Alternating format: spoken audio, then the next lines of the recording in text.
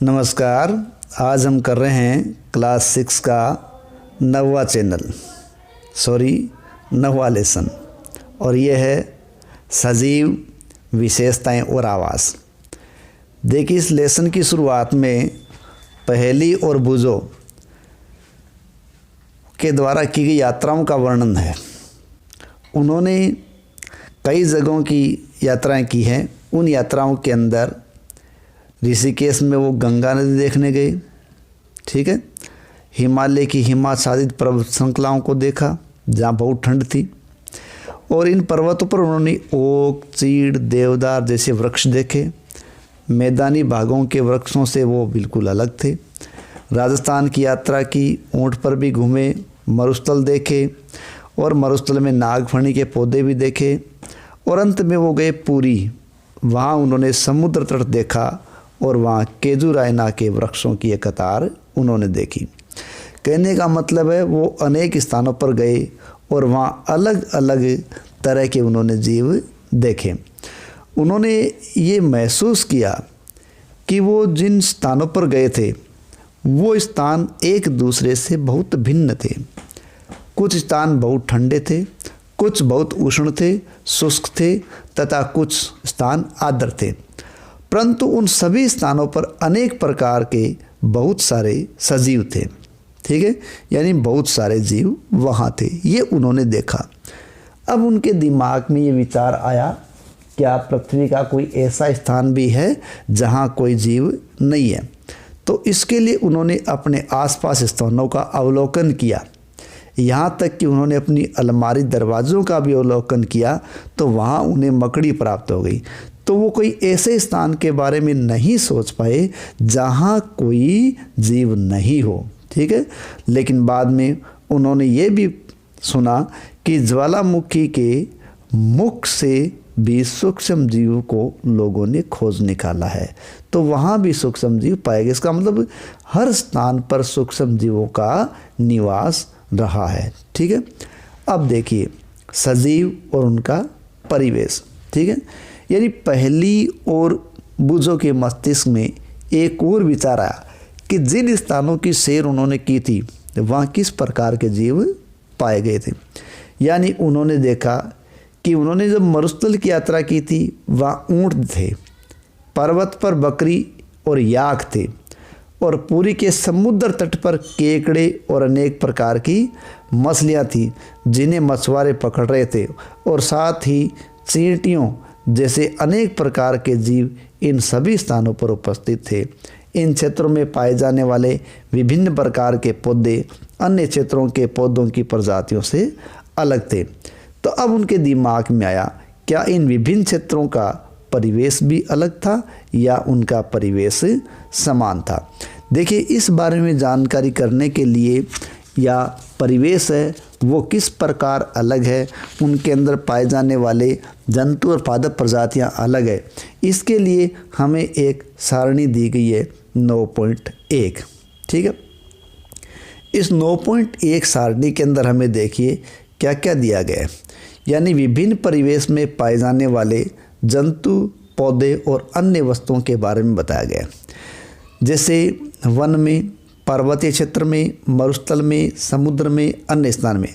देखो, जहाँ तक वन की बात है तो वन में क्या है कि एक प्रकार के या कई प्रकार के बहुत सारे पौधे लगे हो सकते हैं। तो ये वन खेजड़ी का भी हो सकता है, कीकर का भी हो सकता है, झाड़ियों का वन हो सकता है, या सम्मिलित रूप से भी ये वन हो सकता है। और इनके अंदर गिद्धड़, सियार जैसे जानवर पाए जा सकते हैं। वहीं हम पर्वतीय क्षेत्रों की बात करें तो वो बिल्कुल ठंडे होंगे, ठीक है, और वहाँ देवदार, चीड़ जैसे वृक्ष मिलेंगे, और साथ ही साथ वहाँ याक, बकरी जैसे जानवर भी मिलेंगे जिनके घने लंबे बाल थे। मरुस्थल की बात करें तो मरुस्थल के अंदर जैसे रोहिड़ा, ठीक है, जैसे पादप मिल जाएंगे, सागवान जैसे पादप मिल जाएंगे, रोहिड़ा जो रेगिस्तान का सागवान है, ठीक है। इसी प्रकार खेजड़ी भी यहाँ मिल जाएगी, झाड़ियाँ मिल जाएंगी। और जहाँ तक जानवरों की बात है तो ऊँट जैसा मरुस्थलीय प्राणी यहाँ विशालता से पाया जाता है। मरुस्थल के अलावा जब समुद्र की बात करें तो समुद्र है, वहाँ विशेष प्रकार के मछली सदृश जीव या मछलियाँ यहाँ अपने को पाई जा सकती है।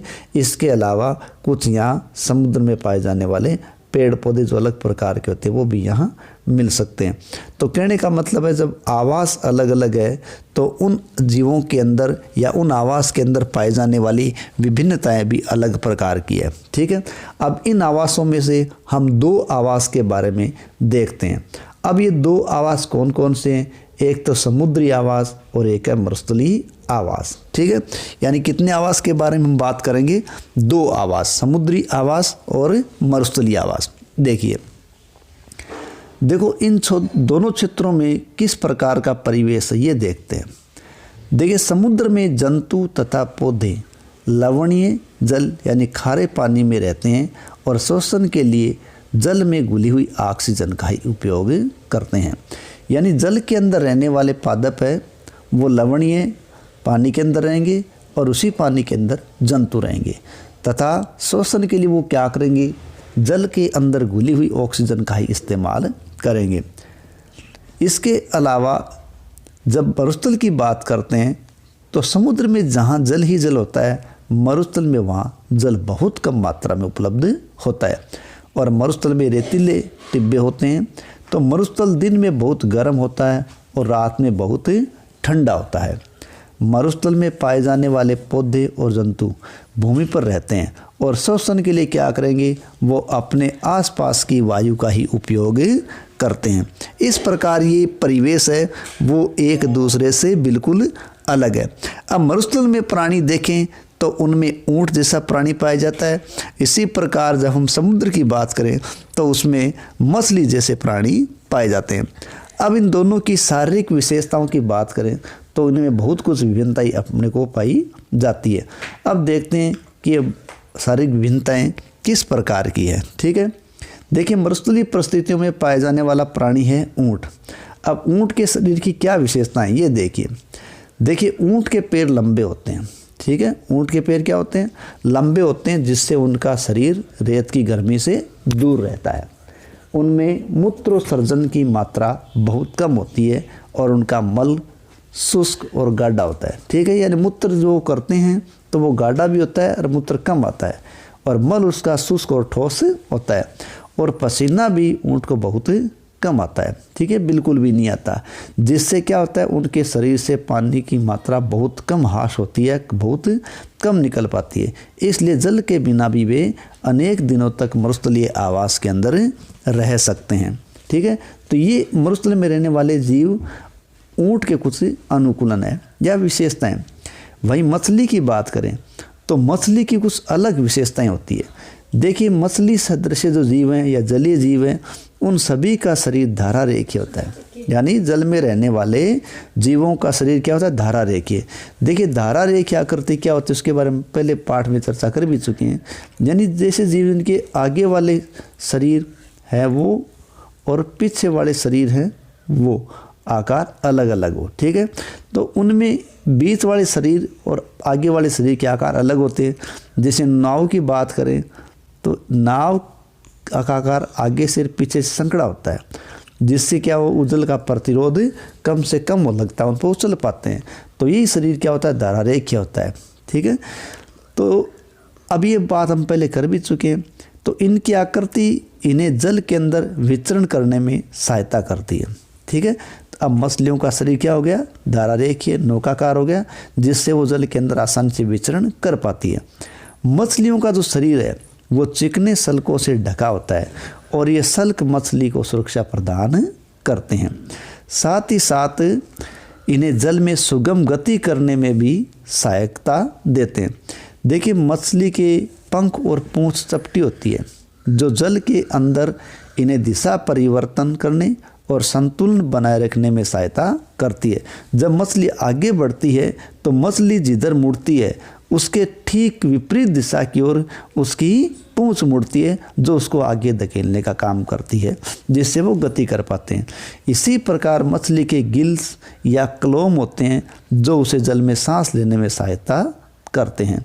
इस प्रकार मछली की संरचनाएं उसमें रहने के लिए या जल में रहने के योग्य उसको बनाए रखती है। ठीक है, तो हमने यहाँ दो जंतुओं के बारे में देखा, एक मरुस्थल के प्राणी ऊंट के बारे में और एक जलीय प्राणी मछली के बारे में देखा कि उनके शरीर में कुछ विशेष संरचनाएं मिलती है जो उनको उस वातावरण में रहने के लायक बना रही थी।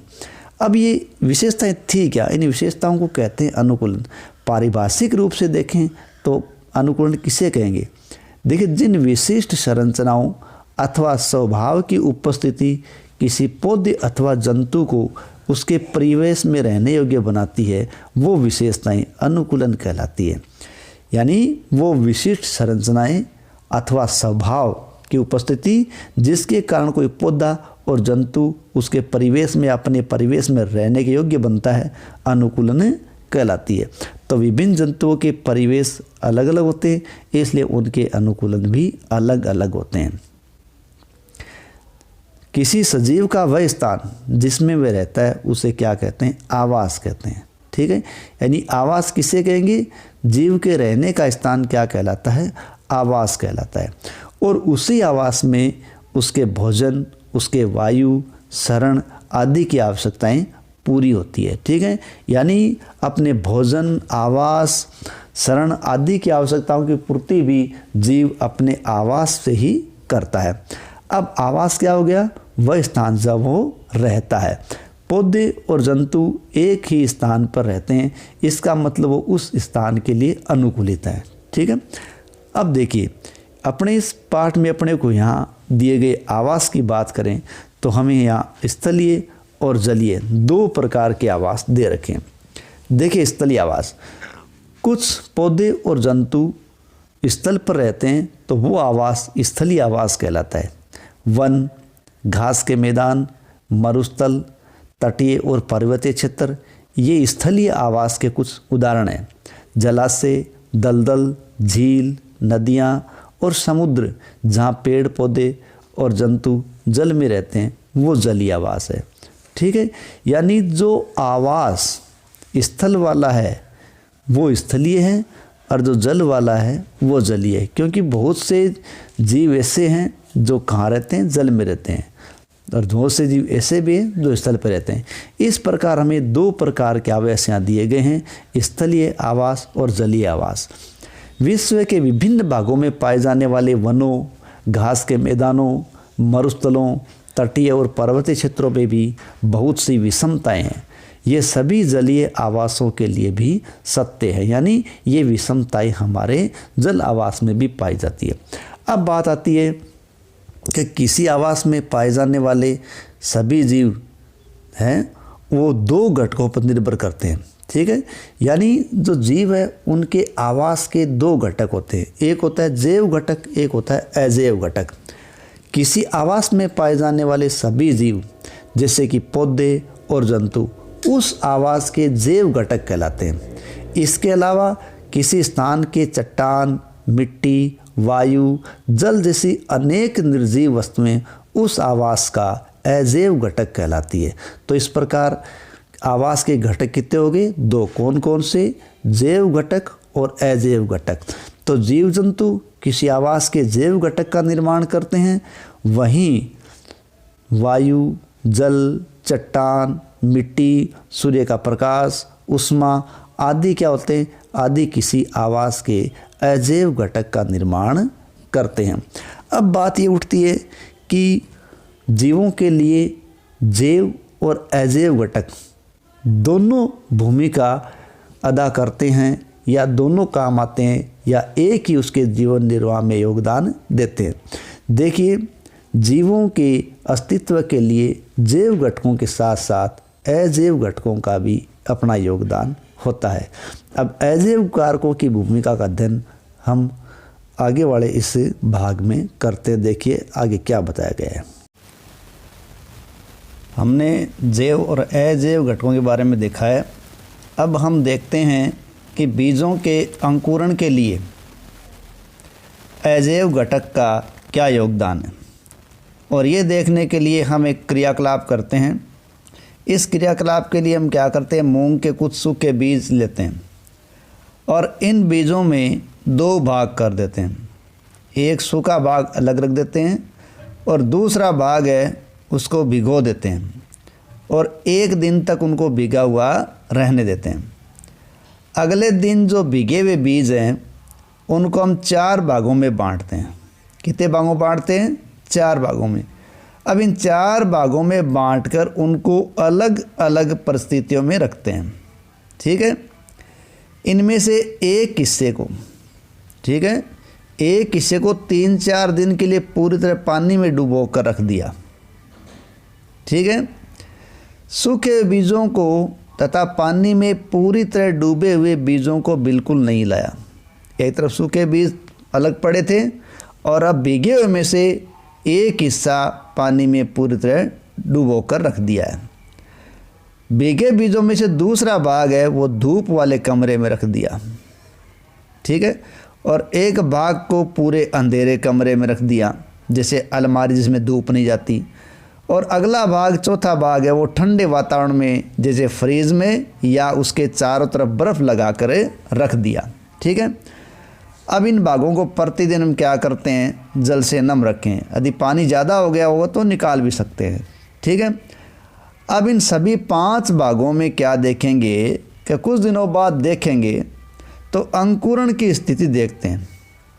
ठीक है, यानी एक सूखा भाग था, एक पानी में डूबा भाग था, एक प्रकाश में था, एक अंधेरे में था। ठीक है, और एक फ्रीज में या ठंडे वातावरण में था। तो हम देखते हैं कि इन बीजों का परिवेश अलग अलग था, तो उनमें अंकुरण की दर भी अलग अलग थी। यानी परिवेश के अनुसार अजैव घटक है वो अंकुरण पर अपना प्रभाव डालते हैं। ठीक है, क्योंकि अजैव घटक के अंदर देखिए वायु, जल, प्रकाश तथा ऊष्मा जैसे अजैव घटक है वो सजीवों के लिए आवश्यक है। और पौधे के जब विकास की बात करें तो उसको ये अजैव घटक पर्याप्त मात्रा में उपलब्ध होंगे तो ही उसका विकास हो पाएगा, अन्यथा उसका विकास नहीं हो पाएगा। ठीक है, अब देखिए पौधे हैं वो किसी विशेष आवास में रहते हैं या जंतु किसी विशेष आवास में रहते हैं तो वो उस आवास में रहने के लिए अनुकूलित हो जाते हैं। यानी उनमें कुछ विशेषताएं आ जाती है जो उनको वहाँ रहने के योग्य बना देती है। लेकिन ये जो अनुकूलन होता है वो कोई अल्पकाल में नहीं होता, यानी थोड़े दिनों में नहीं होता। हजारों वर्षों की अवधि में किसी क्षेत्र के अजैव घटकों में परिवर्तन आते रहते हैं और वे जंतु जो इन परिवर्तनों के प्रति अपने आप को ढाल नहीं पाते वो तो नष्ट हो जाते हैं। लेकिन वो जीव जो इन परिवेश के प्रति अपने आप को अनुकूलित कर लेते हैं वो ही जीवित रह पाते हैं। जंतु विभिन्न अजैव कारकों के लिए विभिन्न विधियों से अपने आप को अनुकूलित कर लेते हैं और इसी कारण भिन्न आवासों में जीवों की विविधताएं पाई जाती है, क्योंकि अलग अलग जीव अलग अलग प्रकार से अपने आप को वातावरण के प्रति अनुकूलित कर लेते हैं। हमने यहाँ एक बात की है कि अनुकूलन है वो अल्पकाल के लिए नहीं होता। देखो ऐसा ही एक शब्द है पर्यानुकूलन। ठीक है, अब देखिए ऊपर ही दे रखा है पर्यानुकूलन, थोड़ा सा इस पे आप ध्यान दें। देखो अपने परिवेश में होने वाले परिवर्तनों के साथ सामंजस्य स्थापित करने के लिए कुछ जीवों में थोड़े समय के लिए परिवर्तन हो सकते हैं। यानी जीव में कुछ समय के लिए भी परिवर्तन हो सकता है, जरूरी नहीं है कि उसमें परिवर्तन हो वो स्थायी ही हो। जैसे यदि कोई मैदानी क्षेत्र में रहने वाला व्यक्ति अचानक उनसे पर्वतीय क्षेत्र में चला जाए तो कुछ दिन तक तो वो क्या करेगा, श्वास लेने में, शारीरिक व्यायाम करने में उसको असुविधा होगी, कारण कि ऊंचाई पर उसको तेज सांस लेना पड़ेगा। लेकिन कुछ दिनों बाद शरीर है वो पर्वतीय क्षेत्र के वातावरण के प्रति अपने आप को ढाल लेता है और हमें श्वास लेने में कोई परेशानी नहीं होती है। ठीक है, तो इस प्रकार अल्प अवधि में किसी एक जीव के शरीर में होने वाले छोटे छोटे परिवर्तन पर्यानुकूलन कहलाते हैं। ठीक है, लेकिन ये पर्यानुकूलन है वो हजारों वर्षों में हुए अनुकूलन से बिल्कुल अलग होते हैं। ठीक है, ये कुछ समय के लिए होते हैं, स्थायी नहीं होते। जब आवास बदलेगा तो वापस वो परिवर्तन बदल जाएगा। अब हम देखते हैं विभिन्न आवासों की यात्रा करते हैं। ठीक है, तो हमने देखा था पाठ के शुरुआत में कि आवास 2 प्रकार के बताए गए थे, स्थलीय आवास और जलीय आवास। इसी प्रकार घटक बताए गए थे, जैव और अजैव घटक। तो तो यहाँ हम पहले कुछ स्थलीय आवास की बात करते हैं। स्थलीय आवास में सबसे पहला आवास दिया गया है मरुस्थल। ठीक है, अब मरुस्थल के अंदर जो ऊंट रहता है उसके शरीर की विशेषताएं हमने देखी है, लेकिन क्या मरुस्थल में पाए जाने वाले पेड़ पौधों के बारे में भी कुछ अलग विशेषताएं होती है? तो चलिए पेड़ पौधों के बारे में अलग बात करते हैं। देखो, एक बात तो ये ध्यान रखें आप कि मरुस्थल है उसके अंदर जो पेड़ पौधे पाए जाते हैं वो पेड़ पौधे अपने आप को मरुस्थलीय परिस्थितियों के प्रति अनुकूलित कर लेते हैं। जैसे देखिए, यहाँ अपने को चित्र के अंदर ये मरुस्थलीय पेड़ पौधे दिखाए गए हैं। ये पूरी तरीके से अपने को हरे दिखाई दे रहे हैं और इसमें अपने को कोई अलग से पत्ती जैसी संरचना सी दिखाई नहीं दे रही है। मोटी मांसल गुदा जैसी संरचना इसके अंदर अपने को दिखाई दे रही है। तो देखिए ऐसा होता क्या है, देखिए मरुस्थलीय पौधों में वाष्पोत्सर्जन द्वारा भी हम जानते हैं कि पौधों के द्वारा वाष्पोत्सर्जन की क्रिया होती है और इनके द्वारा जल का निष्कासन पत्तियों से होता रहता है। ठीक है, लेकिन यदि मरुस्थल के अंदर लगने वाले पौधों की पत्तियों में इसी प्रकार सामान्य पौधों की तरह वाष्पोत्सर्जन होता रहा तो उनमें जल की कमी आ जाएगी। और हम जानते हैं कि मरुस्थल के अंदर सबसे बड़ी कमी जल की ही होती है, तो वहाँ के पादपों को अपने अंदर जल ही बचाना होता है। ठीक है, तो मरुस्थलीय पौधे वाष्पोत्सर्जन द्वारा जल की बहुत कम मात्रा निष्कासित करते हैं। अब ऐसा क्या होता है कि वो जल बहुत कम निकाल पाते हैं? मरुस्थलीय पौधों में पत्तियां या तो अनुपस्थित होती हैं अथवा बहुत छोटी छोटी होती हैं। कुछ पौधों की पत्तियां हैं वो कांटों के रूप में रूपांतरित हो जाती है। यानी मरुस्थलीय पौधों में या तो पत्ती है ही नहीं, या बहुत छोटी है, या कुछ पौधों की पत्तियां कांटों में रूपांतरित हो जाती हैं। इससे क्या होता है, इससे पत्तियों से होने वाले वाष्पोत्सर्जन में जल का ह्रास कम होता है, यानी बहुत कम मात्रा में पानी निकल पाएगा। नागफनी में हमें पत्ती जैसी संरचना दिखती है और ये वास्तव में पत्ती नहीं है। नागफनी की दिखाई देने वाली पत्ती जैसी संरचना क्या है, वो वास्तव में तना है। इन पौधों में प्रकाश संश्लेषण सामान्य तने के द्वारा होता रहता है। तना एक मोटी मोमी परत से ढका रहता है, यानी मोम की चिकनी सी परत होती है उससे ढका रहता है तना, जिससे पौधों में जल संरक्षण में सहायता मिलती है। ठीक है, और अधिकतर मरुस्थलीय पौधों की जड़ें क्या होती है, जल के अवशोषण के लिए मिट्टी में बहुत गहराई तक चली जाती हैं ताकि वो जल को तलाश कर सकें। तो इस प्रकार मरुस्थलीय पादपों की कुछ अपनी अलग विशेषताएं होती है। लेकिन ऊँट के अलावा मरुस्थल में कुछ अन्य जो जंतु रहते हैं उनमें देखिए, जैसे मरुस्थल में रहने वाले चूहे और सांप जैसे जंतु है। ठीक है, उनके ऊंट की तरह लंबे पैर तो नहीं होते, लेकिन रेगिस्तान में होता क्या है, कुछ दिन की गर्मी बहुत तेज़ होती है और रात को वहाँ ठंड पड़ती है।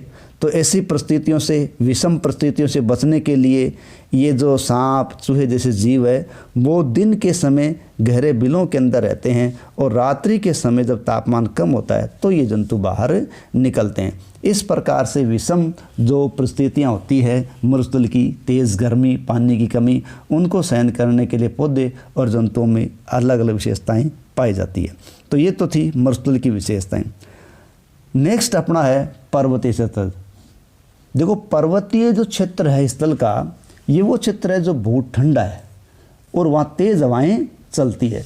और जो अधिक ऊंचाई पे क्षेत्र होते हैं वहाँ सर्दियों के अंदर तो क्या होती है, बर्फ़ भी गिरती रहती है। अब चित्र में देखो हमें एक विशेष प्रकार के पौधे दिखाए गए हैं। ठीक है, ये पर्वतीय आकार के पौधे शंकु जैसे दिखाई दे रहे हैं। ठीक है, अब हम इनकी विशेषताएं देखते हैं कि जो पर्वतीय क्षेत्र में पौधे लगते हैं उनकी क्या विशेषताएं जो उस आवास में उनको रहने के लायक या अनुकूलित बनाती है। देखिए पर्वतीय क्षेत्रों के जो वृक्ष हैं वो सामान्यतः शंकु आकार होते हैं तथा इनकी शाखाएं तिरछी होती है। इनमें से कुछ वृक्षों की पत्तियां सुई के आकार की होती हैं। इससे वर्षा का जल एवं हिम सरलता से नीचे की ओर खिसक जाता है। हम जानते हैं पर्वत क्षेत्रों के अंदर समय समय पर हिमपात होता रहता है, बर्फ़ गिरती रहती है। यदि पौधों पर वो इस प्रकार गिर जाए तो वो ढक जाएंगे, नष्ट हो सकते हैं। तो इनकी पत्तियां इस प्रकार की होती है या इनका आकार इस प्रकार का होता है कि इसके ऊपर बर्फ़ नहीं टिक पाती, वो नीचे की ओर खिसक जाती है। पर्वतों पर इन वृक्षों से अधिक भिन्न आकृति और आकार वाले वृक्ष भी मिल सकते हैं। पर्वत पर जीवित रहने के लिए इनमें कुछ अन्य प्रकार का अनुकूलन भी हो सकता है। हम केवल ये मान के चलें कि केवल शंक्वाकार है, ऐसा नहीं, कुछ अन्य उनमें संरचनाओं में अनुकूलन भी पाए जा सकते हैं। ठीक है, वहीं हम पर्वतीय क्षेत्र में पाए जाने वाले जंतुओं की बात करें कि वो परिस्थितियों के प्रति अनुकूलित होते हैं, तो उनमें क्या खास बात होती है। देखिए, पर्वतीय क्षेत्रों के जो जंतु है उनकी त्वचा मोटी तथा फर युक्त होती है, यानी त्वचा मोटी होगी और फर उनके शरीर पर होगा तो ठंड से उनका बचाव हो सकेगा। जैसे शरीर को गर्म रखने के लिए याक का शरीर है वो लंबे बालों से ढका होता है, ये याक अपने को दे रखा है। ठीक है, यानी याक का शरीर लंबे बालों से ढका रहता है। पहाड़ी तेंदुए के शरीर पर फर होते हैं, ये पहाड़ी तेंदुआ रहा, इसके शरीर पर ये क्या है, फर है। ये बर्फ़ पर चलते समय इसके पैरों को ठंड से बचाता है। पहाड़ी बकरी के खुर है वो मजबूत होते हैं जो उसे ढालदार चट्टानों पर दौड़ने के लिए अनुकूलित बनाते हैं। यानी ऐसे अलग अलग जीवों में अलग अलग अनुकूलन होते हैं जो वहाँ रहने के उसको लायक बना देते हैं। जैसे जैसे हम पर्वतीय क्षेत्रों में ऊपर चढ़ते हैं परिवेश का स्वरूप बदल जाता है और हमें विभिन्न ऊंचाइयों पर पाए जाने वाले जीवों के अनुकूलन में भी विविधता दिखाई देती है। ये एक बकरी का दृश्य अपने को दिखाया गया है नीचे चित्र में सफ़ेद रूप में। तीसरा हमारा स्थलीय आवास है घास स्थल। ठीक है, देखिए शेर वन में अथवा घास स्थल में रहता है, ये हम जानते हैं। और चित्र के अंदर अपन देखें तो ये देखिए अपने को ये शेर दिखाया गया और ये हिरण दिखाया गया है। ठीक है, दोनों वन्य प्राणी है। इन वन्य प्राणी में दोनों में क्या अलग अलग खास बात होती है जो घास स्थल में रहने के लायक बनाती है। देखो, शेर और हिरण, उनकी आंखों में एक बिल्कुल असमानता है। ठीक है, शेर की आंखें सामने की तरफ है तो हिरण की आंखें पार्श्व की तरफ है। देखो, शेर के अगले पैर के नखर लंबे होते हैं। ठीक है, शेर का जो आगे का पैर है उसके नखर क्या होते हैं, लंबे होते हैं और इनको वह पादांगुलियों के अंदर खींचकर छिपा लेता है। ठीक है, और ये संरचना उसकी जीवन यापन में या शिकार करने में मदद करती है। इसके अलावा शेर का मटमैला हल्का भूरा रंग होता है जो शिकार करने के दौरान उसे घास के सूखे मैदानों में छिपाए रखता है और शिकार करना उसके लिए आसान बना देता है। ठीक है, यानी उसका शरीर इस प्रकार होता है कि वो छिपा सकता है, तो वो सामने वाले जानवरों को दिखाई नहीं देता और अचानक उस पर हमला करके शिकार कर लेता है। इसके अलावा शेर के चेहरे के सामने की आंखें उसे वन में दूर दूर तक शिकार खोजने में भी सहायता करती है। ठीक है, और जब हिरण की बात करें तो जंतु हिरण है वो वन या घास तल में रहता है और पौधों के कठोर तनों को वो चबाने के लिए अपने दांतों को मजबूत रखता है, या यूँ कहें उसके दांत कठोर तनों को चबाने के लिए अनुकूलित होते हैं। हिरण को अपने शिकारी, जैसे शेर जैसे बड़े जानवर है जो इसको शिकार बनाते हैं, की उपस्थिति का पता चलना ज़रूरी होता है। उनकी उपस्थिति का पता चल पाएगा तो हिरण उनके शिकार से बच पाएगा और वहाँ से भाग सकेगा। तो उसका पता चल सके इसके लिए उसके लंबे कान उस शिकारी की गतिविधि की जानकारी देते हैं, यानी उसके कान वो बहुत ज़्यादा संवेदनशील होते हैं। इसके अलावा हिरण के सिर के पार्श्व में दोनों ओर स्थित आंखें होती हैं जो प्रत्येक दिशा में देखकर कोई भी खतरा महसूस होता है तो उसे वो संकेत कर सकती है और हिरण तेज़ गति से भागकर अपने आप को बचाने में कामयाब हो जाता है। इस प्रकार शेर, हिरण तथा अन्य जंतुओं और पौधों में और भी बहुत सी विशिष्ट संरचनाएं होती है जो उनको उस आवास में जीने के लायक बना देती हैं। अब हमारा दूसरा आवास है जलीय आवास। ठीक है, देखो, समुद्र में रहने वाले जीव, मछली के बारे में हमने पहले चर्चा कर ली है, लेकिन केवल मछली ही समुद्र में रहे ऐसा नहीं है, और दूसरे बहुत से समुद्री जंतु है वो भी पानी के अंदर या समुद्र में रहते हैं और उनका शरीर है वो धारारेखी होता है। तब तो वो सुगमता से जल के अंदर चल सकते हैं, लेकिन स्क्विड, ऑक्टोपस, ये ऐसे कुछ समुद्री जंतु है जिनका शरीर धारारेखीय नहीं होता। ठीक है, तो वे समुद्र की गहराई में और तलहटी में रहते हैं और अपनी ओर आने वाले शिकार को पकड़ने के लिए जब वे जल में तैरते हैं उस समय वे अपने शरीर को धारारेखीय बना लेते हैं। ठीक है, यानी स्क्विड और ऑक्टोपस जैसे धारारेखीय शरीर के तो नहीं होते, लेकिन जब वो चलते हैं और शिकार को पकड़ते हैं उस समय अपने शरीर को धारारेखीय रूप में परिवर्तित कर लेते हैं। इसके अलावा जल में घुली ऑक्सीजन उनको लेनी पड़ती है, तो श्वास लेने के लिए उनमें गिल्स या क्लोम पाए जाते हैं। ठीक है, जल में श्वास लेने के लिए क्या पाए जाते हैं? गिल्स या क्लोम। ये किन की बात है? स्क्विड, ऑक्टोपस आदि। लेकिन डॉल्फिन और व्हेल जैसे कुछ जंतुओं में गिल्स नहीं पाए जाते। ये विशेष ध्यान रखें, डॉल्फिन, व्हेल ऐसे जंतुओं में जो ऐसी प्रकार की विशेष प्रकार की मछलियाँ हैं उनमें क्या है? गिल्स नहीं है। ये सिर पर स्थित नासाद्वार अथवा वात छिद्रों के द्वारा ही सांस लेते हैं। दूसरी बात, ये जल में लंबे समय तक बिना सांस के लिए भी रह सकते हैं, लेकिन सांस के समय वे समय समय पर समुद्री सतह पर आकर श्वसन छिद्रों से जल बाहर निकालते हैं और स्वच्छ वायु अंदर सांस के द्वारा भर लेते हैं। इस प्रकार वो बार बार बाहर आते हैं ताकि जल बाहर फेंक सकें और स्वच्छ वायु अंदर प्रवेश करा सकें। ठीक है, तो ये विशेष बात हो गई डॉल्फिन, व्हेल जैसे जानवरों की जो कहाँ रहते हैं? जो समुद्र में रहते हैं।